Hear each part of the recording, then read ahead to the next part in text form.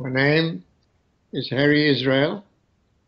I'm born in Cape Town, 1929, and I came to Rhodesia when I was about 2 months old with my parents, and we started a business in Marandellas near Salisbury, within Salisbury, and I was brought up as a child there, and then they moved from there to a place called Shabani, which was an asbestos mine, and my father had a business there. And at that time, I had two siblings, an elder sister of 9 when I was in Shabani, and another sister of 7, 5.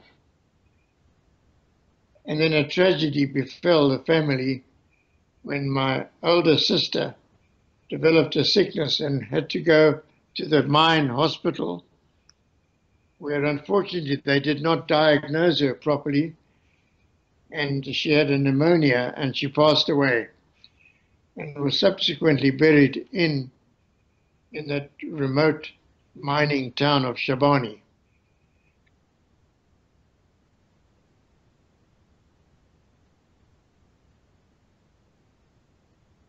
Yeah, sure. My mother and father are Sephardic Jews. My mother was born in Egypt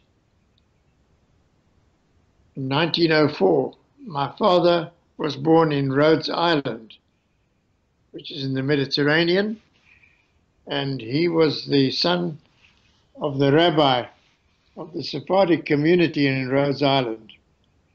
And he had 2 brothers and a sister. And eventually, when he grew up there, and eventually left home because they were very poor, and went into tailoring in France. He stayed there for a year, and he got some sort of work there, and then he eventually went back to Rhodes Island, where he met my mother, who was from Egypt. My mother was from Egypt, also Sephardic, and her maiden name was Sharhon. And my father, of course, his surname was, which I took, was Israel. And in the shul in Rhodes Island, his name is on the board at the entrance to that old shul. They got married in Rhodes Island, and they went and emigrated to Cape Town, South Africa, where my father had 2 brothers already working there. One of them went and lived in the Congo, which was Zaire, but it was then the Congo. Yes, the Belgian Congo. And then his other brother went to Bulawayo and started a business in Bulawayo. After that, he started working in Bulawayo. Then my father got concession stores in a place called Kwekwe, and as a result, there was no school there. They sent me to the convent school in then Salisbury, which is Harare today. Yeah. Yeah. Okay. No problem. And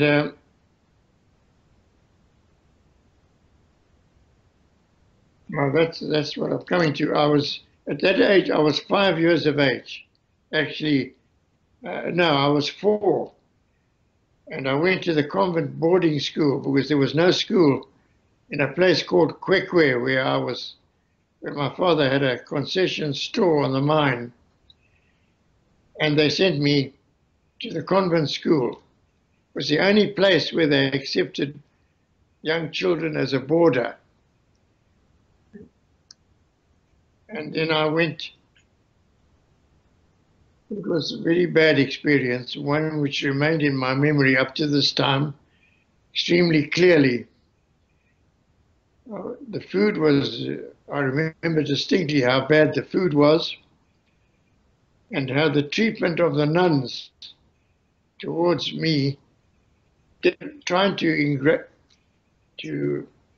ingrain the Catholic religion into me.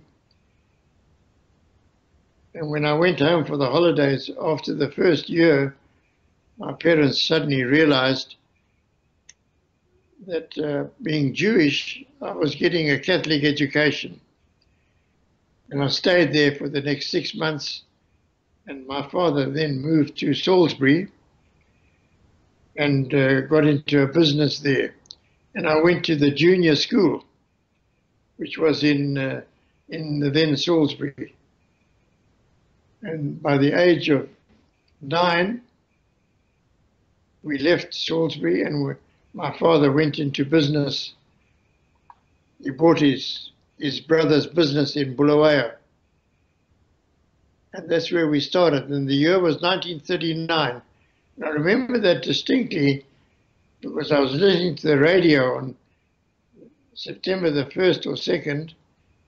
And my father tuned into the BBC where there was a declaration of war. The Second World War started. And I was at school at Milton Junior School in Bulawayo. And my father was in an outfitting business in a part of Bulawayo.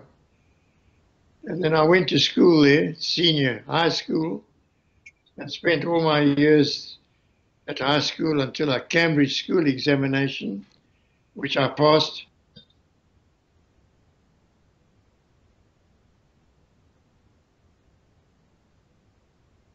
We were the only Sephardic Jews in Bulawayo.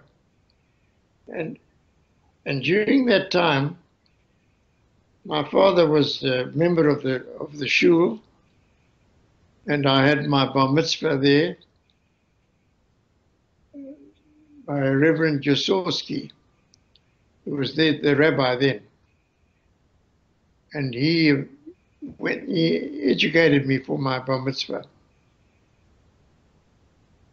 And there was also a Rabbi Zwebner and a Rabbi Levine, very nice rabbis we had there, and the community was growing and growing.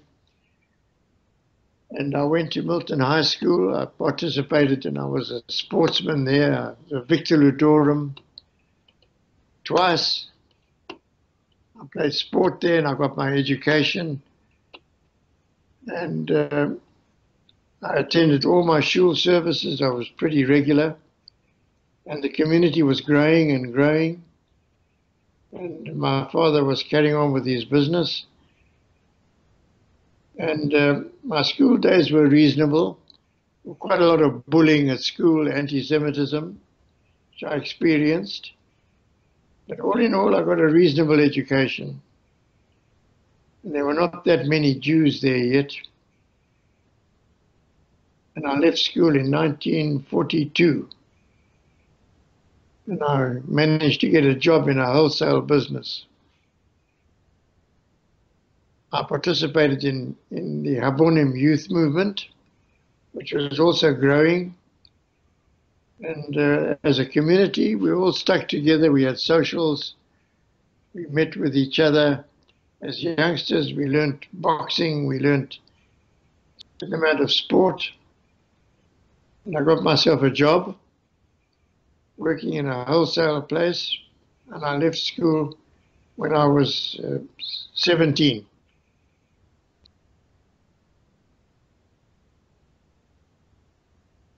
I followed the World War daily.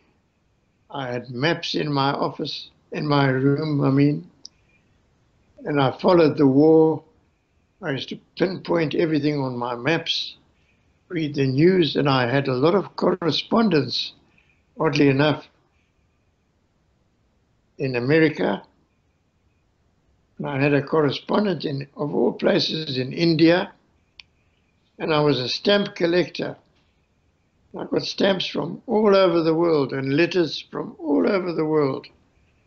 I enjoyed very much that correspondence from New York, from Pittsburgh, I had a friend in Pittsburgh, a pen friend, and I exchanged stamps, and I followed the war right through, every part of the war.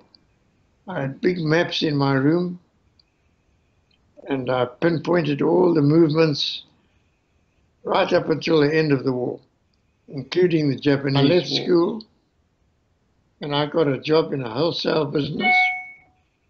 It was my first job. There was not much to do there. The Jewish community was pretty small. I bought myself a little car after a while.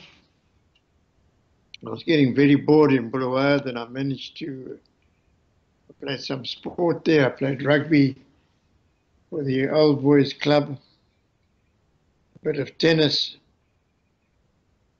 and life was reasonably boring. Not much of a social life. At that stage, I was looking for girlfriends. I couldn't find one. We used to have our little socials. And eventually I got a job in a music store, which was pretty stimulating for me.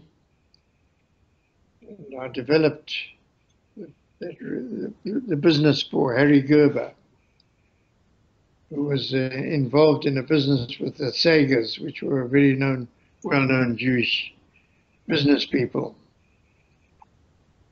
And I took part in all the Jewish youth activities. We had camps, but I was still bored with Bulawayo. There was no real future, nothing for me to do there. I wasn't particularly interested in my father's business. I wasn't enjoying it. I wanted to go to university, but unfortunately, my sister was messing around there, and my father felt that it was a bit too much of an expense for me to go to university. While I was there, by the time I was 18, I got interested through a friend of mine in a farm in Johannesburg, a farm where they were training people to go to what they called Chalutza in Israel. And I got interested in that. And I decided to leave Bulawayo and take a chance and go to this farm so that I could go to Israel, which I did. Spent a year and a half there. I went to Israel. I spent 3.5 years in Israel. I got married. I had a son there. And then I was very disgruntled with kibbutz life. I found the social part of it very, very disturbing. I was a truck driver and I wasn't there all the time. I worked very hard, harder than anybody else there. And I decided I didn't like it. And I decided I wanted to go back to Rhodesia. 1949 to 1953.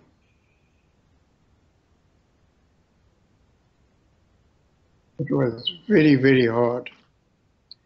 Lack of food and very, very tough going. And we developed a kibbutz, mostly South Africans, Timorim. They eventually moved to Ashdod. And I think they still exist now, but there's last of the chapter, Eisenberg, A.B. Eisenberg, passed away, I believe. He was the last of the Vatikim, so they say. And then I went back to Rhodesia, 1953. No, my wife was from Cape Town. And I met her on that, what they call Hakshara, that farm. That's where I met her, and we went over to Israel together. Took us 3 days by plane. We went over together, 1949. And I got married there, as I said. And I was 22 years of age, and I had a son there. His name is Shimon. and I went back to Zimbabwe, to Rhodesia. And in those 3 years, there was a very vast, or 4 years actually, a very vast difference. The place was suddenly booming. People were doing all kinds of things there. And a lot of Jewish people were coming in from South Africa. In 1948, particularly when the nationalist government came in, the place suddenly became flooded with South African Jews. And they started businesses and factories and in very big industry. And they became a very prominent and a big community in Bulawayo. I estimate, when I was going a bit further, that when I left in when I say before I left, in 1975, there was an estimated 2,000 souls in Bulawayo, Jewish souls. We had two shuls. We had a progressive shul, and we had the main shul. And over the festivals, it was very, very full. We had a Jewish sports club called Parkview, and we also had a country club called Weizmann Sports Club. That country club was, in my estimation anyway, very snobbish, and it cost quite a bit of money to go there. But quite an affluent group of people were in that club. They had bowls and they had tennis, and they had various functions. And after a while, they found they couldn't run it. Expenses was too high. The expenses were too high, and they dispensed with it. But one very, very sad and bad event happened at that club. My son had his bar mitzvah in Bulawayo at the Jewish sports club in Bulawayo, which was different to the one in the country. And he had his bar mitzvah, and Reverend Jaworski officiated at his bar mitzvah. And that was the last event that he had. There was one day, which was the major shock to this community. He went to Weizmann Country Club with his driver, and he took a walk. It was a mountainous area, very hilly. I mean, not mountainous, very hilly. And he went away from the driver.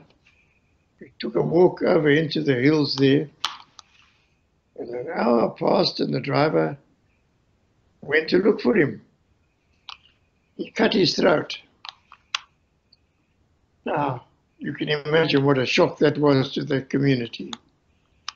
That was, to me, one of the most memorable events that happened in Bulawayo, especially to our community. The shock was absolutely unbelievable that a man, and nobody knew why, from his wife and children, there was no information as to the reason for this terrible disaster that we had. He was a very, very well-liked, respected rabbi, and this shocked the community no end.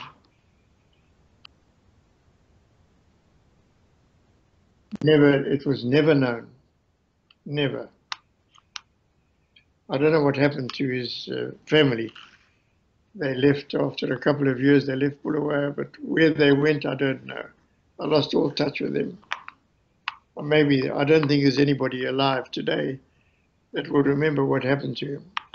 The family, I mean. And we carried on. The community thrived like anything. When we used to have a festival, the shul was packed. Both shuls, in fact. And all the industry in Bulawayo was run by Jews. They had clothing. They had knitting mills, blanket factories, shirt factories. button factories, you name it, everything to do with manufacturing, particularly the clothing, was in Bulawayo. They made textured yarns. It was a thriving, very prosperous community.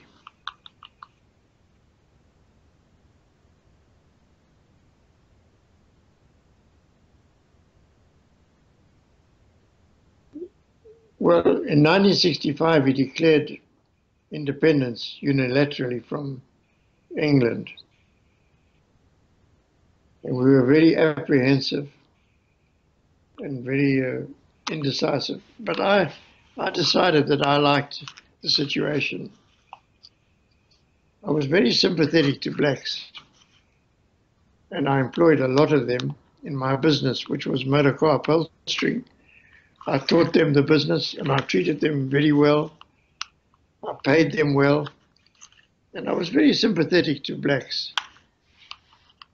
But I was also very much in favor of the independence of Rhodesia, because the development that was engendered through the sanctions was tremendous.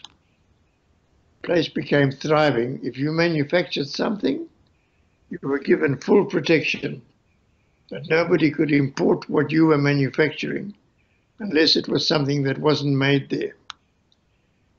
And I had a very good business doing motor car upholstery. I developed it, and I enjoyed it, although it was restricted. The importing was restricted, but I did a hell of a lot of army and police service. I was in the reserves, and then I joined the police reserve. I did a lot of duties in the police reserve. Took up a lot of time, but other people, most of the Jewish community, were making money and busy schlepping it out. Me, I was a bit more patriotic, and I decided that in my wisdom, bad or foul as it was, that I wasn't going to schlep money, I was going to put the light. Yes, I had a business doing motor car upholstery, which was a very rare business, even in South Africa. Motor car upholstery, but then I combined it with furniture reupholstery. I had a thriving business. And every one of us had thriving. The social life was unbelievably excellent. Our Jewish sports club, Parkview, was thriving. We had the best bowling greens in Southern Africa. We had competitions. Life was excellent. Apart from the military service, which took up sometimes as much as about 6 weeks in a year. It was wonderful living. We had everything, good food, good food.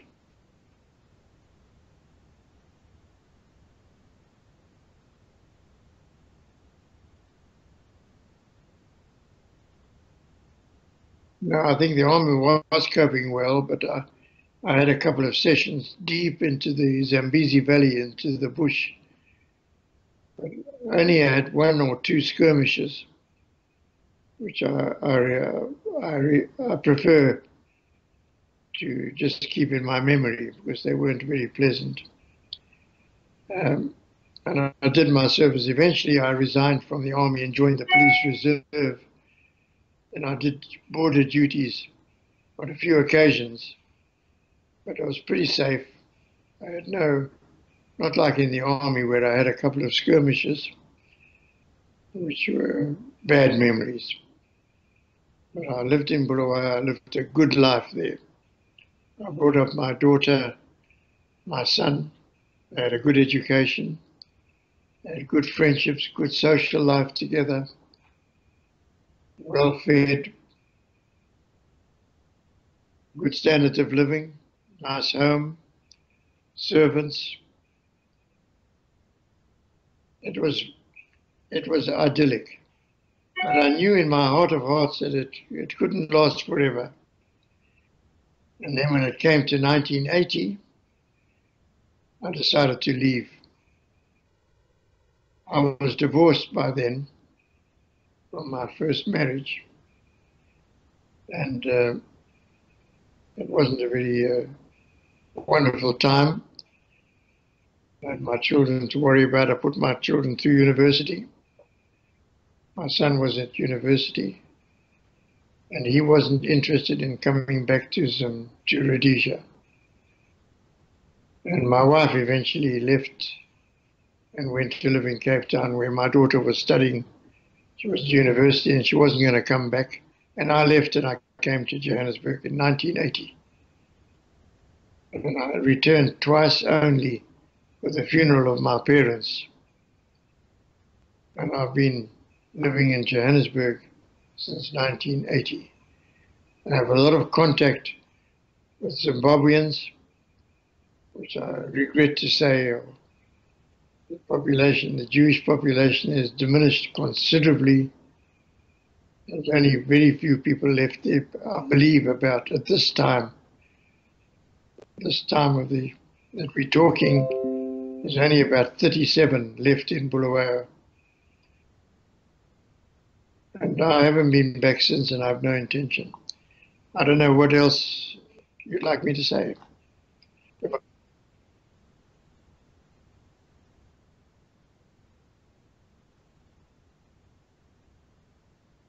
No, I went to work for somebody in the same business, the same line. And I developed that business into a very good business and eventually took it over. Well, it had nothing to do with Zim. Don't give me any more details. I worked for somebody and eventually took that business over and developed into a big business, which I sold. And unfortunately, lost all my money to a crook that I sold to. And I got a few jobs since then. And then eventually I got sick 6 years ago. And my children were called to me at the old age home in the hospital section. They called me. They were called because he thought I wouldn't survive. And wonderful medical attention. I did survive, and I've taken a very big interest in that home. I'm the chairman of the committee there. I take a major part in the social section of it. And I've got a very good name there, and it's kept me very, very occupied and very busy. I got married, by the way, in 1982. I met somebody, and it was a very reasonable marriage, but it was a disaster in the last few years, and I got separated from her. And now I'm at an old age home in Johannesburg, which is a wonderful place. Jewish organization which looks after every Jew, whether you can afford it or not. I think it's a unique, I don't know whether this is all relevant to what you want me to. It's a unique place for old people in the world. They take anybody there, whether you can afford it or not. They look after you, feed you, give you a room, clothe you, everything that heart desires for an old age person is there. And I've taken a very active part. I'm well known there, and I'm chairman, as I said. I take a very active part in the running of that home, together with the social workers.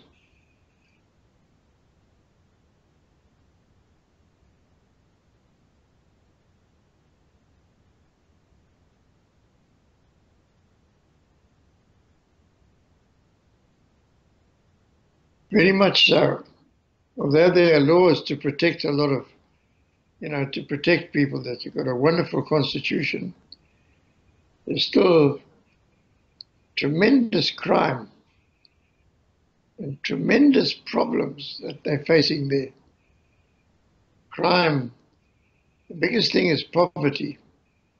Education system, there's a lot of breakdown of the government institutions. At the moment, it's like a disaster zone. The education system is failing. The results are very poor. But the Jewish community there is very, very prosperous.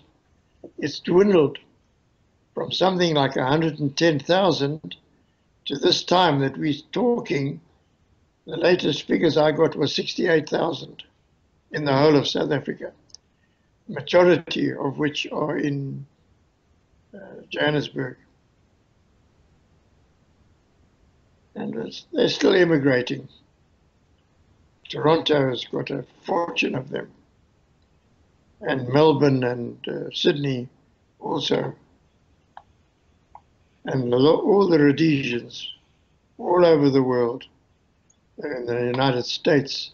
In Canada, there's a lot in Canada, Australia, and even England. There's a lot of Rhodesians, and they're all in contact with each other. Linda is my daughter is one of the pinpoints of all the young people and the older people that left. People my age that I used to associate with, they just don't exist anymore. I'm one of the few.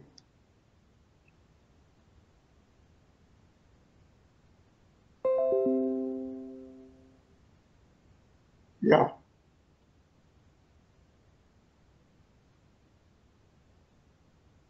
Yes, I'm pretty. Thank God, my health is good.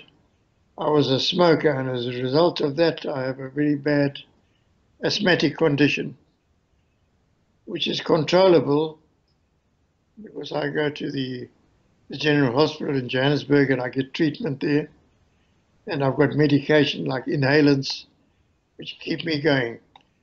And I had a bit of a prostate problem, which is okay, it's all fixed up, and a kidney stone, which was attended to. And in general, I'm pretty healthy. I'm not as strong as I was, but I'm healthy. And I'm enjoying being with my daughter. She's looked after me, my daughter and my son-in-law have been wonderful to me. Brought me here. This is the third time in 3 years. And they bring me here and they look after me. They support me in the home. They contribute towards my upkeep. Wonderful children. I've got a son in New York who's also doing all right. We're always in contact. I speak to them when I'm in Johannesburg, regularly, twice, 3 times a month. And anything I ask my daughter, she already knows and she sends me. And it's a wonderful life there. I decided that I came out of a very bad marriage, a shocking marriage, a nightmare. And I've changed completely to a totally different person. And I hope I can survive the birth of a grandchild, which is coming soon, and a great grandchild, I mean. And my daughter and my granddaughter, who got just married now, I hope that she'll, in a couple of years, give me also another one, which will give me an excuse to come back and meet my great grandchildren.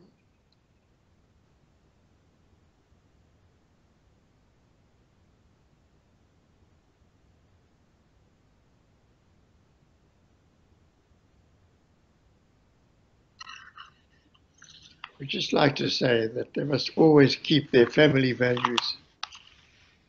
Never ever have a breakup with their parents. Always be with them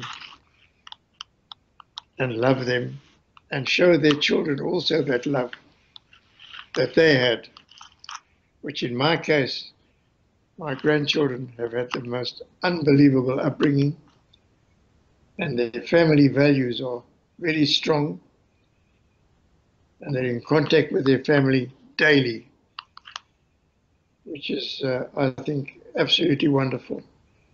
And I hope it continues that way.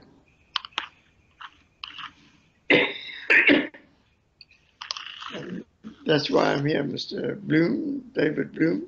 I hope I've been of some assistance. Well, not really. I think that the situation in South Africa is not it's not good. There's tremendous unemployment. And we at the old aged home consist of 400 people, but it still remains white in the sense that it's Orthodox Jewish. And on that basis, we manage. They agitate sometimes, the Minister of Interior agitate as to why we don't accept blacks and why they're not there. But we've got 400 people there and we employ about 250 blacks to keep the place going. The nurses, the cleaners, the kitchen staff, it's all black. And they're very well treated and we don't have any problems. But there's a trend there to try and get rid of the whites being in the majority of money making and high standards of living, while there exists a tremendous poverty in South Africa. A lot of poverty and it's growing. The trade unions have actually destroyed industry in South Africa. The strikes in the mines, which were so prosperous, are now losing money. And they want to dispense with a lot of the mine workers, because it's no longer viable to mine platinum and gold, which is the mainstay. Chinese are exerting a tremendous influence in South Africa, as they're doing in Zimbabwe at the moment. The Zimbabwe currency, from what I hear, is going to be the yuan, the Chinese currency. At the moment, Zimbabwe has no currency of their own. They rely on the rand, South African rand, and the dollar, American dollar. But South Africa's economy is very, very shaky. We have a very corrupt president who's maligned and very, very unpopular. But unfortunately, he's the majority.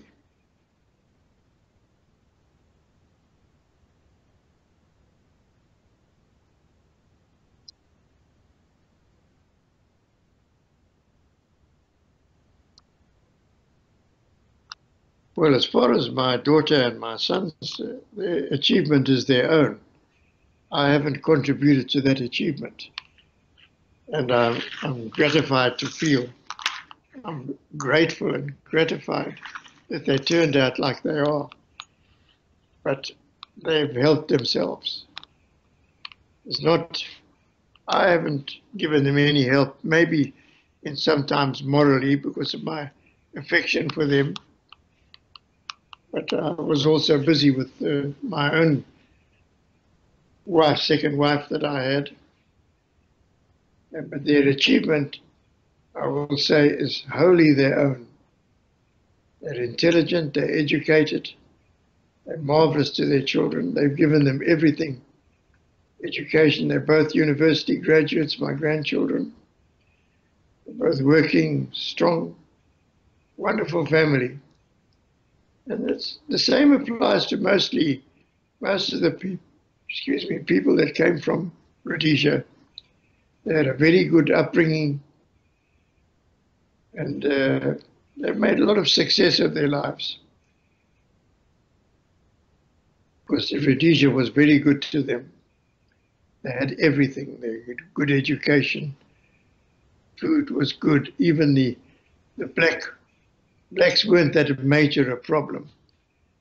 There wasn't as serious. There was apartheid, but not as vicious and as brutal as the South African one. But be that as it may, there's no future for any white person in Zimbabwe. Hasn't been for a long time. He's destroyed all his infrastructure, all his food production is just non-existent. And for those people that are staying there, I can't understand what they see there. I know that some of them are still running big factories there and making money.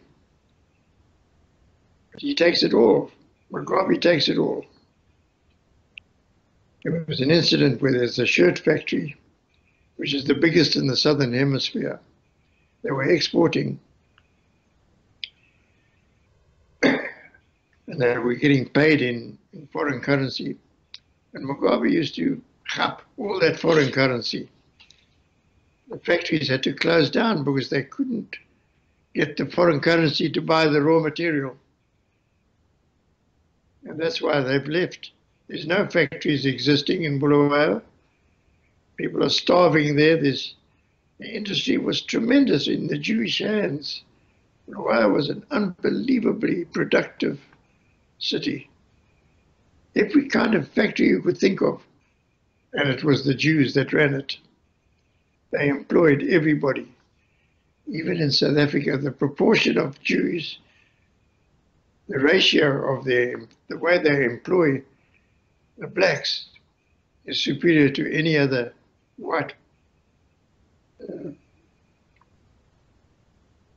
any other whites. But they're leaving today because it's hard for whites to get a university education. They only take 5% whites. And all the universities in South Africa at the moment are in complete disarray. They're destroying their infrastructure because they want education without having to pay for it. And the government has had to accede to that. So it's in disarray. The education system is plunging. University you can't get into. They're destroying their own infrastructure, the universities. They burn the libraries, they burn their buses. That's South Africa. Zimbabwe is even worse. They don't have those facilities. Thank you, yes. Thank you. And thanks for your interest. I hope it's of use.